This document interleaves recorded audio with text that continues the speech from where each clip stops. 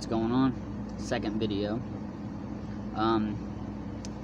It's also really important not to isolate yourself and stay inside when these gang stalkers are doing their thing. Just try and go on walks, try to go hiking, try to go explore, and make sure you have a person with you. It's always best, and it will make you feel better being in public around these people. Don't try and convince everyone that you're being harassed in this way, because they're not going to believe you, and it's just going to be a waste of breath for you. They'll act like they understand, but they don't. So yeah, don't isolate yourself. Try to not lay in bed all day. Clean the house. When you go out, make sure you're looking nice. That's important. It's important for your development through this. You can let this break you, or you can let it help you in some kind of sick way. You'll realize later that it's a blessing and a curse, what is going on to you. So yeah, don't isolate yourself. Try and meet new friends. I know that that's really difficult to do, or because you can't trust anybody, really. You think that everyone is in on it, but for the most part they're not. Just realize that if you approached a person and started engaging in conversation, then you initiated conversation.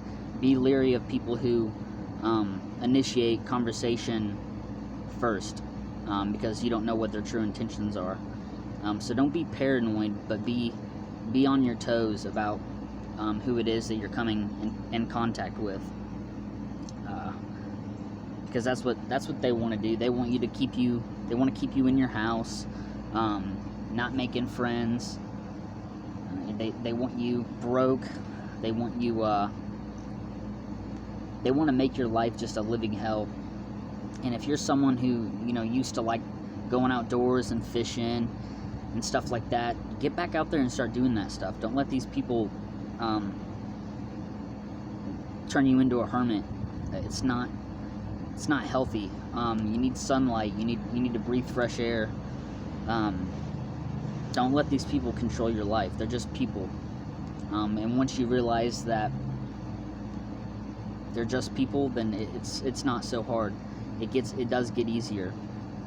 You start to ignore them. You start to not even acknowledge them, even if they are around you, doing their weird shit, doing their little coughing and shit when they walk by you, and their color coding, and standing right behind you in line, like right behind you, like right up on you. They do a bunch of really weird shit, and it's just to get your attention. They're energy vampires. They're Satanists. They're evil. Even in the Bible, it talks about workers of iniquity that will come together against Christians, and that will spread rumors and spread lies, and say things about this person that they know is a good person, and they do it just to sabotage their life.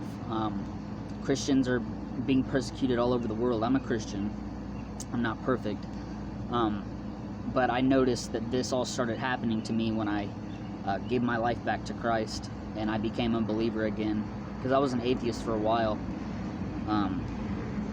But you gotta have something to believe in. It's good to be prayed up. It's good to get in your word. It's good to study the Bible. There's a lot of good things in the Bible that can help you through this. Psalms is a great book. It's very encouraging. But if you don't read the Bible, or if you aren't a very religious person, just try and stay spiritual. Just speak good things about yourself. Try and look nice for the day. Don't go out looking like a bag of shit, because that's what they want. They want you to just look terrible and feel terrible. Slick your hair back and trim your beard up real nice, and go out there and just try and portray that you're not letting it affect you, that what these people are doing to you. Because that's all they want, is they just want to see you break down. It's just how they are. It's how they're wired. So yeah. They don't give a fuck about you. I don't know who's doing it. I don't know who's behind the targeting. It has to be the government, in order to have these type of funds to get people to follow you around everywhere. They have to have some kind of money. So know that it's not necessarily a criminal organization. I mean, it kind of is, because they're, you know, tied in with the government, but it's not like the mafia's coming after you. It's just people that they recruit, and the people that are out doing the stalking to you, they might not even know what they're doing.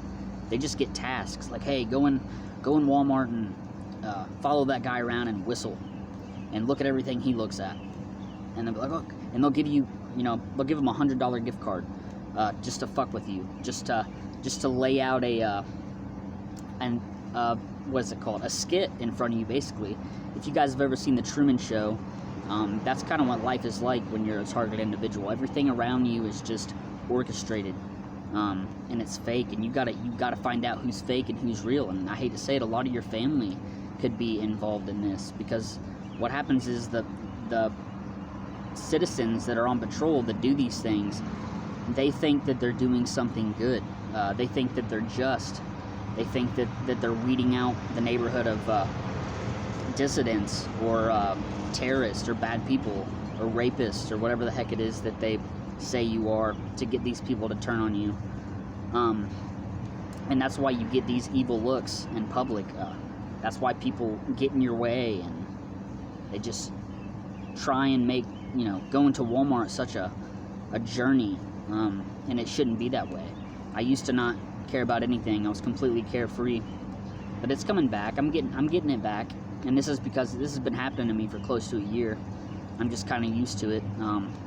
It happened really bad where I used to live, and I moved, and it still happens to me occasionally, but not as bad as it did. And I think it's because I'm choosing to not let it get at me. So yeah, don't stay cooped up in your house all day. You got to go do something. Hit up old friends, go hang out with them. If you don't want to be in public, maybe, go over to the house and even watch a movie or something. Try and do something to keep your mind off of this, because that's what they want. They want you thinking about this all the time. They want you freaked out. They want you paranoid. And in reality, they're not going to do anything. Like, they're not going to hurt you. No one's going to come to Walmart and blow your brains out. That's not going to happen. They just want you to hurt yourself. It's very sadistic, and I don't understand these people. I don't understand how people can have so much hatred in their heart. But this is a very real thing, and if you're coming across this video and things are starting to make sense, and maybe you didn't know what a targeted individual was, or maybe you didn't know what gang stalking was until you started researching these things that were happening to you, and then you found out.